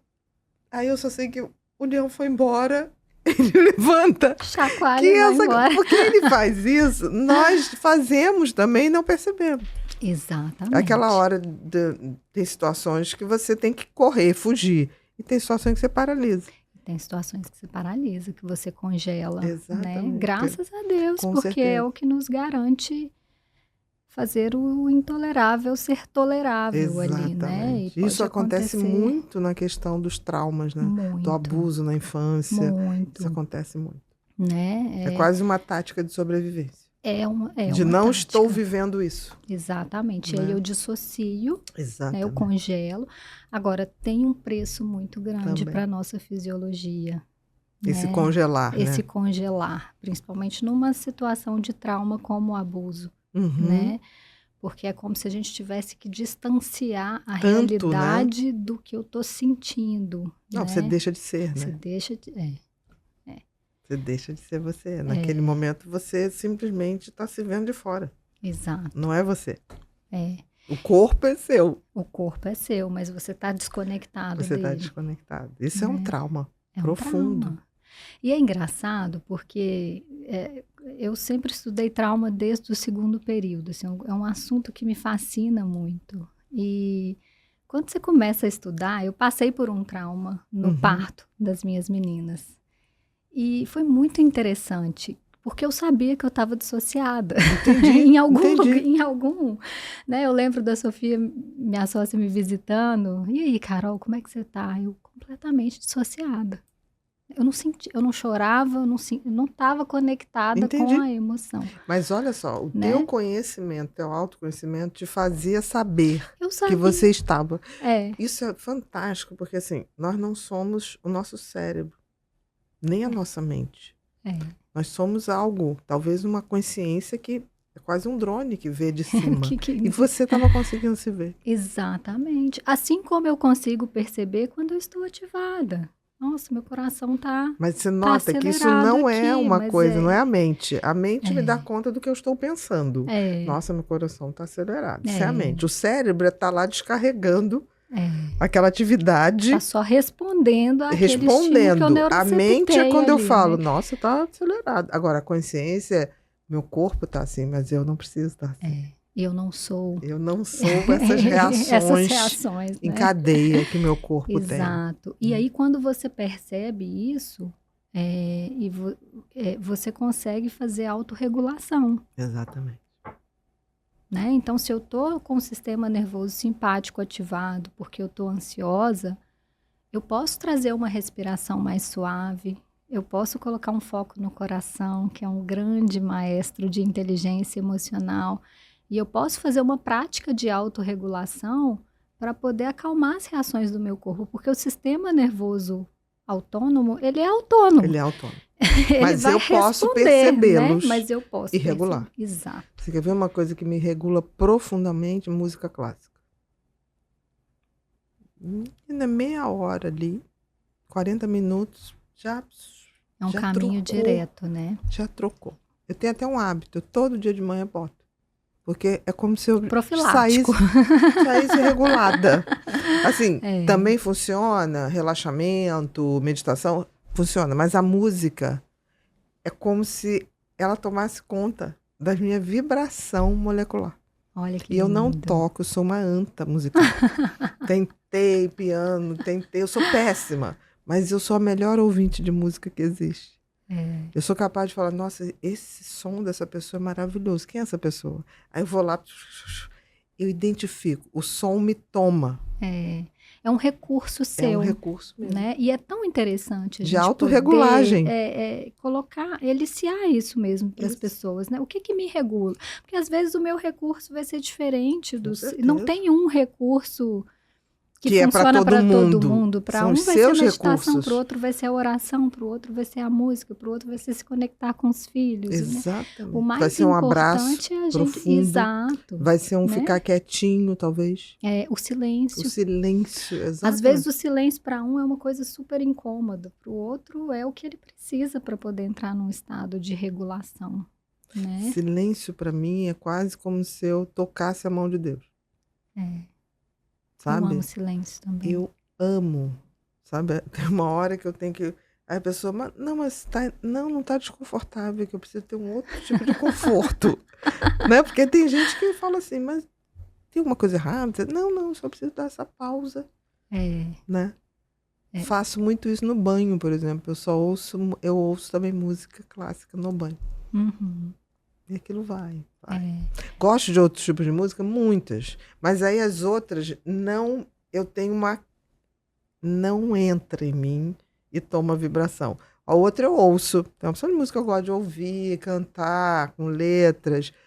Mas é uma não tem vibe aquela chavinha da autorregulagem. Não, né? Tem a coisa do gosto.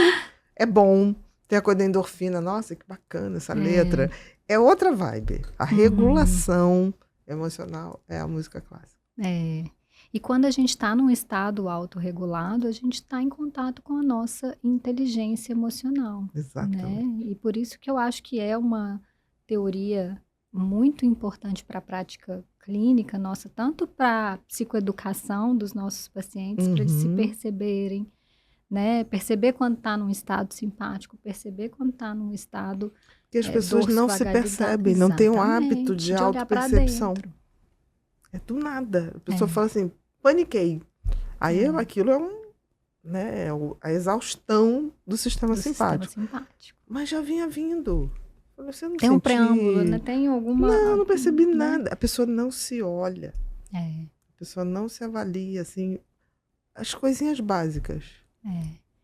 E é por isso que eu sou muito fã de terapia, assim, né? Porque eu acho que a partir do momento em que você começa a entender quais são os gatilhos... Positivo e negativo, porque tem gatilho bom também, né? Tem os glimmers, né? As coisas boas. Mas você fica um pouco mais com as rédeas, né? Porque não isso. Não é para ter controle, é para se autorregular, é diferente. Exato. A gente não vai ter controle do que o nosso sistema nervoso vai fazer. Neuroceptar, né? Vai ler. Ele vai reagir, ele no reage. ambiente. Ele vai... E assim... a gente, nos estudos de trauma, a gente vê, inclusive, que as nossas experiências de trauma têm uma influência muito grande no nosso radarzinho. Muitas vezes as pessoas muito traumatizadas vão enxergar perigo, vivem preparadas para uma guerra que não está acontecendo. Como se fosse um sistema límbico hiperativado. Exato. Né? Hiperativado. Eu gosto de usar uma metáfora no consultório, que imagina esse sprinter de incêndio, que ele está ali para ser acionado quando tem fogo. Exatamente, fumaça, fogo. Fumaça, né? Só que o trauma, às vezes, traz uma hipersensibilidade para esse sensor, que eu começo a me ativar com a fumacinha da vela aromática que está aqui do meu lado. Ele está hipersensível. Então, né? Ele está tem hipersensível. Alguma coisa ali. A gente tem que reduzir essa hiperatividade. E só faz isso com a tomada de consciência. Saber o que te autorregula. Né? A gente tem que aprender a se autorregular. Né? Tem. Bru, vamos pro Repórter Pipinho? Mas essa imagem é linda mesmo. Linda. E foi o Bru que trouxe a imagem. Eu cheguei do almoço e falei, ai, que lindo esse nervo vago. Não foi? Eu identifiquei logo. Eu falei, que lindo. Ele falou, não, mas é porque a Carol tem uma citação aqui. Eu falei, nossa, tá lindo. Guarda essa gravura que eu adorei, até para mim. Me envia, por favor. Porque não teve nada tão bonito quanto ele. É lindo. Luminoso. Né? Percorrendo todos os órgãos. E assim, mostrando, porque ele tem esse nome exatamente porque ele vagueia pelo corpo todo. Não, ele vagueia mesmo, assim, iluminado. Porque o simpático, ele não é assim, né? Inteiro. Não tem essa inteireza, né? Muito bonito. Vamos lá, Bru.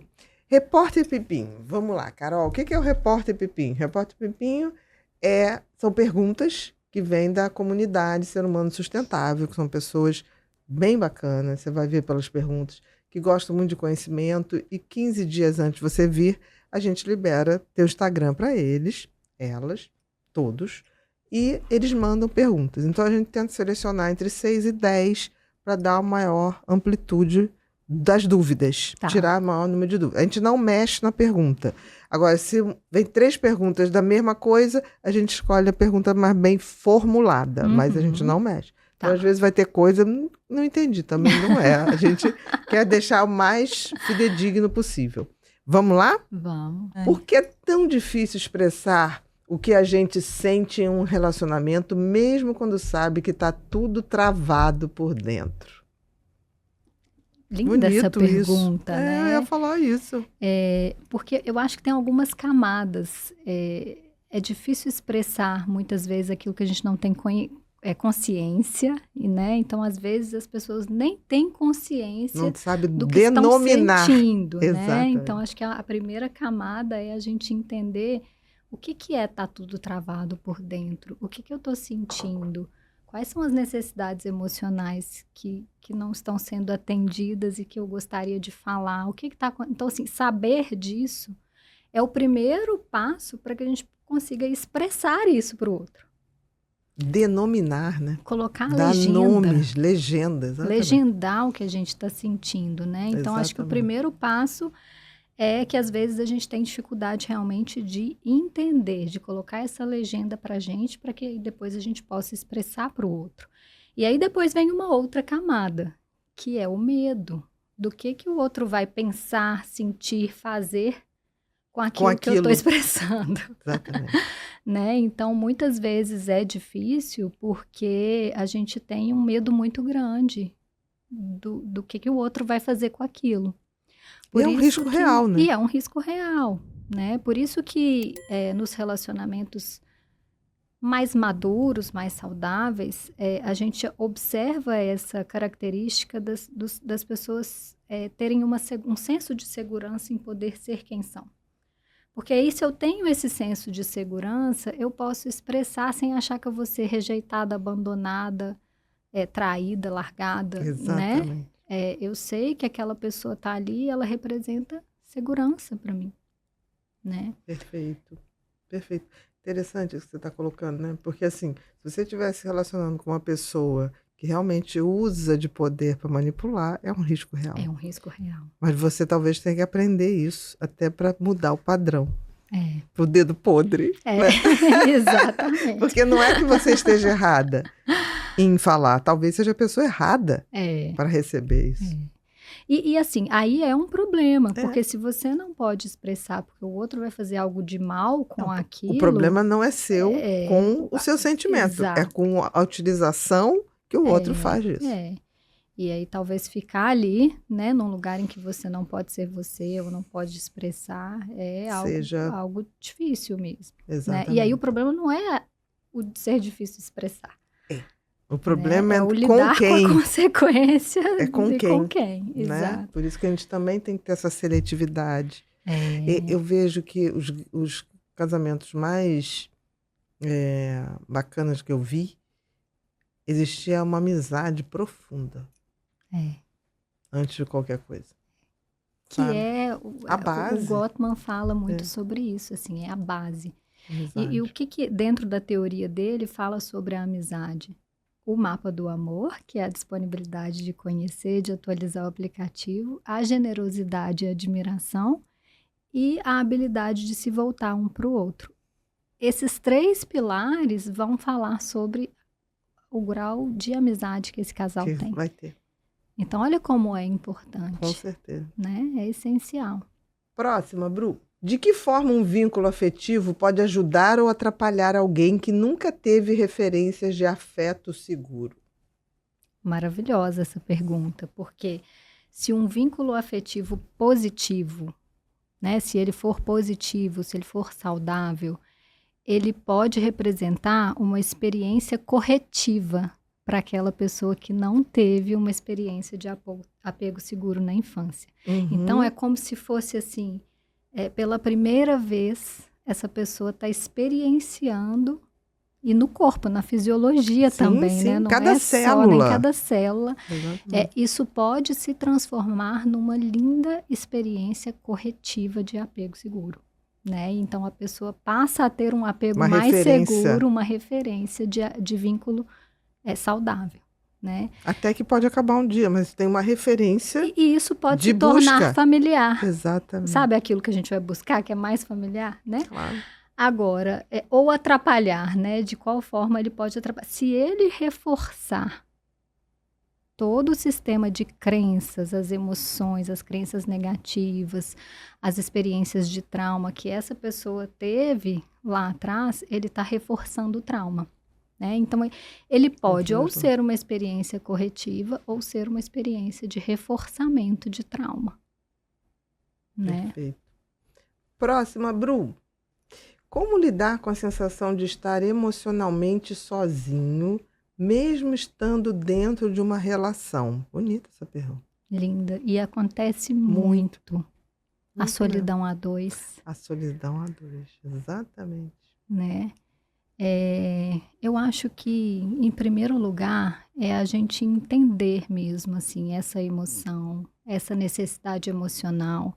Entender a nossa autorresponsabilidade no sentido de como é que eu estou comunicando isso para o outro.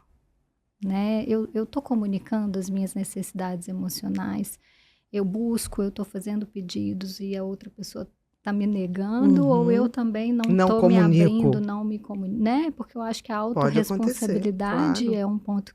É o primeiro lugar que a gente tem que olhar, né? Quando a gente quer resolver alguma coisa. Se a linguagem está clara. Isso, né? Porque às vezes eu estou me sentindo sozinho e o outro não está fazendo a menor ideia. Do que está acontecendo. Né? Então, assim, como é que eu posso diminuir essa distância? Então, a comunicação, o diálogo, ele é extremamente importante. É uma ponte, né? É uma ponte, né? E aí eu vou puxar a sardinha para minha profissão, por favor. Claro, né? Porque é uma boa terapia também para poder olhar para essa sensação de solidão, de onde que ela está vindo. De onde está vendo, né? Porque às vezes não é nem o outro. Exato. Pode ser às o vezes outro. Às vezes não, Exatamente. Né? Tem que abrir a caixinha das emoções, né? Tem que estar disposto a mergulhar no profundo, né? Exatamente. E saber que pode doer, mas depois é tão bom ser quem você é. Nossa. Em última instância, ser quem você é. Eu falo é a glória da vida. É caminhar, é ir de volta para casa, né? É a glória da vida. Né? Próxima, Bru. Qual é o impacto de conviver com alguém que tem dificuldade de escutar e reconhecer as nossas emoções? Negativo. É um impacto negativo muito grande, né? Porque, primeiro, que a gente não tem esse senso de segurança, de acolhimento, de validação emocional, que são necessidades emocionais importantes para o vínculo, né? Então, quando a gente tem uma pessoa que está fechado, inclusive o Gottman, as nomenclaturas dele são muito interessantes, né? Ele chama de os 4 cavaleiros do apocalipse, porque são interações padrões de interações muito negativas que vão anunciar um fim dos tempos ali, né? Para aquela relação. Perfeita. Por isso que eu adoro a nomenclatura. E uma delas é a obstrução, que é quando a pessoa se fecha para o outro. E quando a pessoa se fecha para o outro nessa obstrução, qual que é a mensagem implícita? Você não importa. Eu não ligo, né? E às vezes a pessoa está paralisada, congelada, enfim, mas aquela mensagem, ela é muito ruim para quem recebe, né? Então, é um impacto realmente muito, muito negativo e difícil, porque a gente tem as nossas necessidades emocionais básicas que a gente busca nutri-las nos relacionamentos amorosos. Não que o outro vai dar conta de nutrir 100%. Muito provavelmente não. Exatamente. Se você está esperando que isso tudo ocorra... venha do outro, não. Não vai né? ser. Mas um pouco, né? Exatamente. Alguma coisa... a gente sempre vai buscar, exatamente, né, nos nossos não relacionamentos. A solução, mas a gente não pode talvez a compaixão, exatamente. Senão você vira dependência e sufoca o outro. Exato. Também. E aí é o extremo oposto que também tem um preço e não é saudável, né? Mas eu acho que a gente poder ter ao nosso lado alguém que tenha essa escuta e essa compaixão é muito bom. É muito gostoso. Né?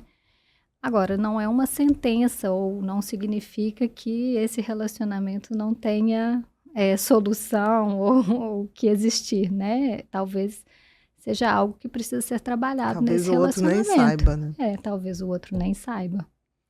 Próxima, Bru. De que maneira a gente pode encerrar uma relação sem se perder em culpa ou ressentimento? Lembrei do caso que você contou aí do senhor. Exato, eu lembrei também. Por isso que eu ri. Eu fiz a associação. Eu acho que a gente precisa entender que a gente não tem tanta... Dentro de um relacionamento existe responsabilidade de um e de outro. Com certeza. Né? Então, Dos se dois. essa relação ela se encerrou, é muito provável que exista uma responsabilidade da outra parte também, se essa relação se encerrou de um, né? De um lado Entendi. só. Então,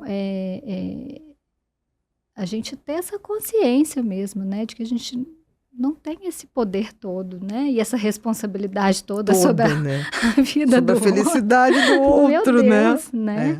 Então, Ninguém tem, eu né? acho que é desenvolver realmente esse olhar compassivo para si mesmo também, né? Porque você vai fazer o melhor que você pode para aquela relação ali, Você vai ter dentro que de se uma perdoar também limitação. o que Então, você não puder. Né? exato. Se dar permissão para ser humano. Exatamente. Porque a culpa, ela é a imagem que me vem é uma bola de cimento daquelas que fica presa no tornozelo, né? Você vai viver a Antigamente vida era bola com de culpa. ferro, né? Onde houver culpa, não se demore. Não se demore. Resolva. Porque vai dar alguma coisa muito ruim, né? Próxima, Bru. Como perceber a diferença entre uma crise de fase e o fim de um vínculo que já não se sustenta mais? Essa é uma pergunta profunda e difícil. Estou dizendo, o povo da comunidade até porque eu acho que ninguém vai ter essa resposta para te dar, assim, né, com propriedade, nem só mesmo o tempo vai dizer. Terapeuta de casal. Só o tempo casal. vai dizer. Exato, né? porque... Se vocês tomaram porque assim, caminho. Às vezes a crise, ela é a melhor coisa que acontece naquele relacionamento, né? Porque ela abre um portal para que aquele casal consiga trabalhar questões importantes que não estavam sendo vistas, né? Talvez o que a gente precisa perceber é a disponibilidade que esse casal tem de cuidar, de reconstruir, de fazer de investir de novo. essa relação. Exatamente. Né? Porque eu acho que se o casal não está com essa disponibilidade de cuidar, né, de reconstruir mesmo, porque vai dar trabalho. Vai. Não vai ser fácil. Não vai ser fácil. Talvez, se não existir intenção e disponibilidade, talvez seja o fim. O fim. Mas se existir um fiozinho ainda que está conectando, eu sou muito esperançosa. Eu tenho uma fé no amor. Às vezes. Se existir uma essência de amizade. É um bom fio condutor, né? Que a gente consegue construir muita coisa a partir E dali. também eu tenho uma coisa que eu via muito nos casais que riem juntos. Uhum. Essa coisa de rir de situações, do bom humor, né? Isso é tão endorfina, tão ocitocina, né? A coisa do toque, a coisa de se divertir, de rir dos micos, né? É um recurso muito poderoso também, né? O casal consegue rir de si mesmo e junto. Tem um nível de intimidade aí, de amizade, que é muito legal. Que é muito legal. Que consegue, num filme, passar uma cena, os dois pensam a mesma coisa. Comunicar só no olhar. E comunicar só olhar, e depois quando sai... Aquela cena, você pensou isso? Pensei, né? Assim, isso é tão mágico. Isso é sintonia pura, Isso é sintonia. Então, assim, a sintonia, ela é perceptível no casal. Próxima, Bru. O que pode estar por trás dos ciúmes quando ele aparece até nas pequenas coisas? Uma insegurança muito grande, né? Uma baixa autoestima muito grande, um sistema de apego ambivalente, que é o sistema de apego inseguro, que se caracteriza por uma intensa ansiedade no vínculo. Então, eu nunca estou segura, eu sempre acho que eu vou ser abandonado ou rejeitado, ou que alguma coisa de ruim vai acontecer. Então, eu fico no simpático. Fique alerta. E aí, pequenas coisas são suficientes para ativar o meu sistema de desconfiança e já me preparar para aquela guerra que não está acontecendo. O abandono que pode acontecer que está suposto. Momento, então já vou me preparar. Exatamente, que é um abandono suposto, né? Imaginado, possível. Né? E o ciúmes é muito paradoxal, né? Porque ao mesmo tempo que existe ali uma necessidade de conexão, é um comportamento que afasta o outro. Ninguém gosta de ciúmes, né? É essa chato coisa lidar tolidora, com isso, né? Porque você está sempre duvidando, né? O ciumento está sempre duvidando do outro. Constantemente, né? E aí aquela história da gente poder ser a gente num relacionamento fica prejudicado, porque o outro, ele não é natural.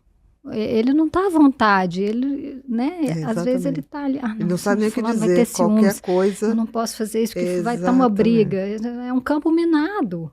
Exatamente. Né? Para ambos, né? Para ambos. Porque tem gente que acha que assim, ciúmes é porque gosta. Não. Ciúmes é porque tem segurança de perder. É diferente. Totalmente. Próxima, Bru. Como proteger o vínculo sem precisar se anular ou controlar o outro?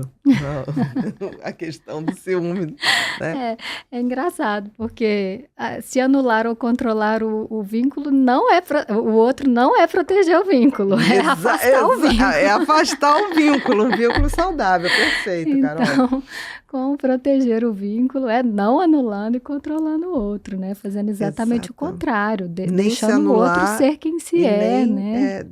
Anular o outro, né? Buscar uma relação onde exista realmente uma segurança, porque se existir segurança no vínculo, não vai ter necessidade de se anular e não vai ter necessidade de controlar o outro. Exatamente. Esses comportamentos, eles dão um cheirinho de vínculo inseguro. Com certeza. Perfeito. Né? Próxima, Bru. Por que algumas pessoas fogem de relações estáveis, mesmo desejando o amor? A história do dedo podre aí, né?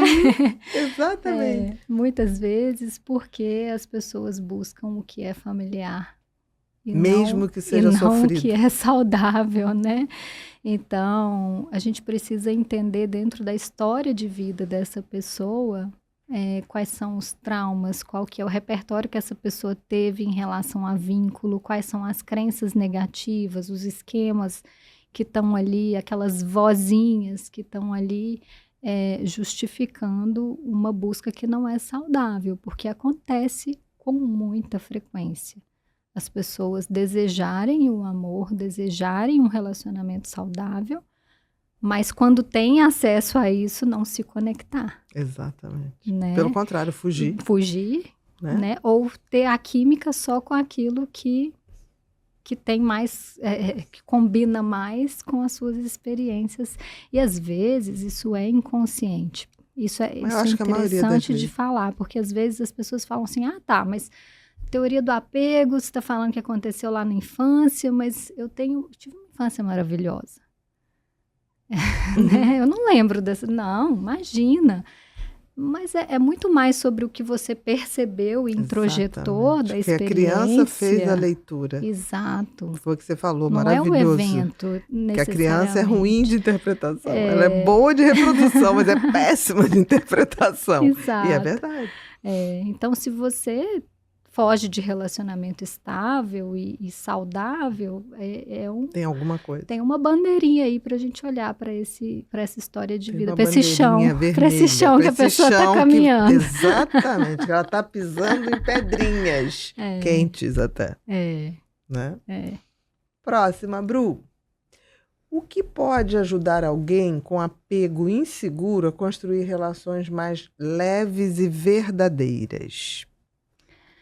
Eu acho que o primeiro passo é a pessoa se conhecer, ela entender de onde que vem esse apego inseguro. Tem que rever a história, né? E ela ter esse nível de autoconhecimento e se apropriar disso, até para que ela possa comunicar para o outro, olha, isso é uma dor minha. Isso aqui dói em mim, né? Por exemplo, a pessoa que tem um apego evitativo, que precisa muito de espaço, olha, eu preciso desse espaço, isso não tem nada a ver com você. Sabe? Mas nesse momento eu tô precisando disso. É se apropriar da sua história, sabe? Porque a partir do momento em que você toma essa consciência, faz esse processo de autoconhecimento e até mesmo de limpeza desses traumas, né? De fazer uma terapia informada para o trauma, para poder organizar essas experiências, naturalmente a gente vai construir, a gente vai sintonizar com relações mais leves e mais verdadeiras. Concordo. Né? Senão você continua reproduzindo.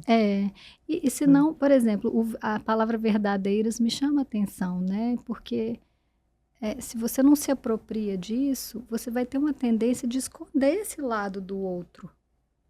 E não ser você autêntico nessa relação.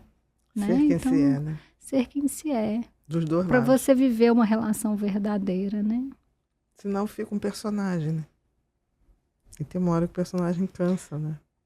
Você pode fazer o melhor papel do mundo, mas tem uma hora que você quer tirar. A conta chega, né? A conta chega, exatamente. Próxima, Bru. Já falamos às 10, você viu? Muito bom. Agora a gente chegou, não é? Agora a gente chegou naquele momento que é o momento Pipinho, tá? Que é uma brincadeira, é um ping-pong. O Pipinho separou algumas palavras e frases aqui e o que vier na sua cabeça você manda de volta. Se não vier nada, passo. Tá tudo bem. 1, amor. Meu combustível. 2, autonomia.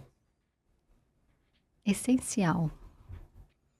3, complete a frase. Relacionamento é. Construção. 4, insegurança. Algo para ser visto e ser cuidado com compaixão, com amor e com intenção. 5, felicidade. Eu ia falar busca, mas me vem construção também, né? Felicidade é verbo, tá certo. Porque a busca fica parecendo que a gente vai correr atrás do rabo, né? Tô sempre buscando uma coisa e a construção, eu acho que tem mais a ver com o que a gente faz no dia a dia. Perfeito. 6, se o mundo fosse acabar amanhã, o que você faria hoje?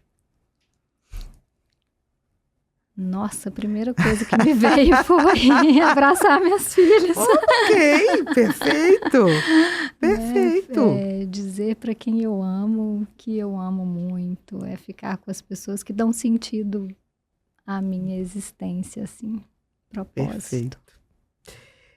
7, se você tivesse um superpoder, qualquer um, qual seria e como você usaria? Uau. Pipinho tá profundo, meu filho. Talvez eu pediria o poder de curar traumas. Porque eu acho que se a gente vivesse numa sociedade com menos traumas, a gente ia viver num mundo melhor. Com certeza. Perfeito. Né? Tem muita dor que vem dali, então talvez seria isso. Perfeito. 8, autoconhecimento. Busca eterna. 9, propósito de vida. Amor. E 10, uma frase ou um pensamento, pode ser seu, pode ser de outra pessoa, mas que resuma um pouco da tua intenção. Nossa, que difícil essa, viu? Mas o que me vem é que trauma não é sentença, as nossas experiências de vida não necessariamente precisam nos definir. Então a gente precisa buscar. esperança. Perfeito. Nós não somos o que aconteceu, né? Não. Até porque já passou. É interessante isso. Como é que a pessoa que tem um trauma perde a capacidade de entender que aquilo não mais poderá fazer mal nenhum. Porque não volta. Você não vai lá. Mas é porque o trauma não está no evento, está no corpo, né? E aí marcado, fica no sistema nervoso ali. Sendo ativado. E não é consciente, né? Não. É autônomo. Está no sistema autônomo. Você vai aprender a regulá-lo. Mas você não vai impedir que ele... Perfeito. Minha querida, muito obrigada. Eu amei, juro. Foi muito bom. Aprendi muito. Muito obrigada. Muito obrigada. Fiquei muito feliz e muito honrada com esse convite. Que isso, eu que fico com a sua presença aqui. Tenho uma admiração por você enorme, assim, foi um prazer enorme. Muito obrigado. Eu quero agradecer sua mãe, Marília. Isso. Marília, muito obrigado pelo presente que você bordou lá para mim. Eu amei de verdade. Beijinho. Agora os presentinhos, tá? Vamos lá. Opa. A gente tem aqui um livro que é o Mentes que Amam Demais, que falam do transtorno da personalidade borderline, que são as pessoas que têm um grande desafio, né, de lidar com os traumas, de fazer autorregulação. Então eu achei bacana colocar aí, que é o lado oposto, né, do adoecimento, mas o lado de sombra, o lado de luz, para onde se deve ir. Né? Exato, maravilhoso. Tem o livro Felicidade, que eu escrevi na pandemia. Que lindo. E que tem muito do que a gente falou. Psicologia positiva. E talvez seja nessa coisa de o que nos move, vamos construir. Felicidade é verbo, né? Também é verbo. Que lindo, né? Obrigada. E tem aqui Um Tempo para Mim, que são 365 frases, foi lançado no final do ano passado, e 10 minutos de autocuidado mental, né? De cuidado mental da gente com a gente mesmo. Aquele 10 minutinhos. Um por dia. E aqui a pulseirinha pra gente, quando for malhar, não esquecer que você está se dedicando a um tempo para mim. Exatamente. E todas as frases têm uma pequena coisinha. São frases minhas que eu coloquei, mas tem lá embaixo para você botar o que foi para você. Não precisa, pode abrir em qualquer página que você vai ver. Ai, que bom, tem autógrafo. Claro. Já ia te pedir. Não, mas óbvio, jamais daria, tá vendo? Lá embaixo tem para você botar o que foi para você. É terapêutica, né? São os 10 minutinhos, né? Que a gente tem que pensar na gente. Não acabou. Ainda tem mais aqui. A gente tem a ecobag do Pepino, que atrás tem o nosso lema, né? Faça, aconteça, inspire. Então, vamos lá. Aqui nós temos um caderno para você botar seus projetos, poder botar tudo que você quer realizar, né? Que a gente acaba atraindo, né? Todas, exatamente. Focar. Essas ecobags são muito legaisinhas para botar coisas. O Pepinho é o máximo, ele é fofo. Né? Não, ele nasceu com muito carinho mesmo. E aqui a canequinha, para quando você tomar seu chá, seu café, você lembrar da gente. Lindo. Tá? Agora você pode botar tudo de ladinho, que as crianças vão arrumar isso tudo para você. Você vai sair daqui já com tudo arrumadinho.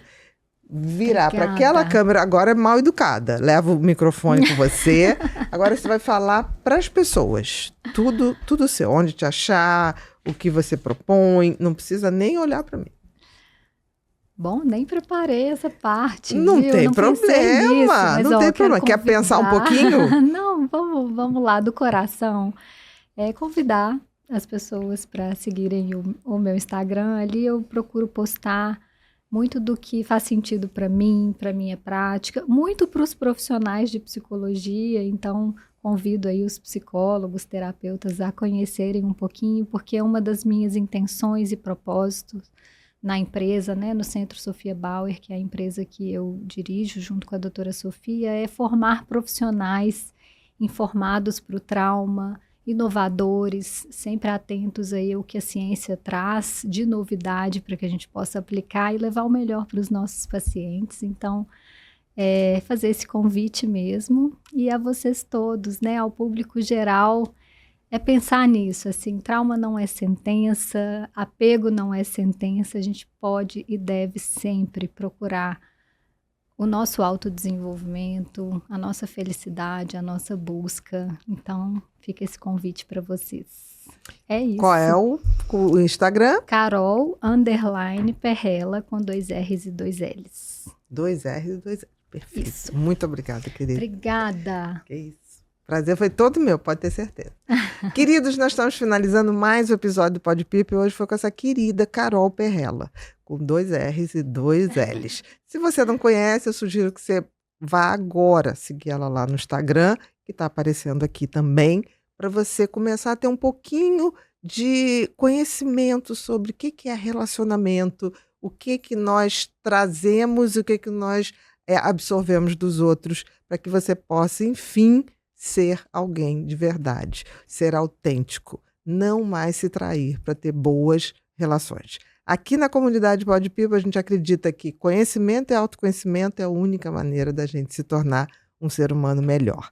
Se você não é inscrito no canal, se inscreve e faz também uma coisa, compartilha esse bate-papo para muita gente, para que todo mundo possa pensar em ter melhores relações. Muito obrigada e até o próximo Pod People.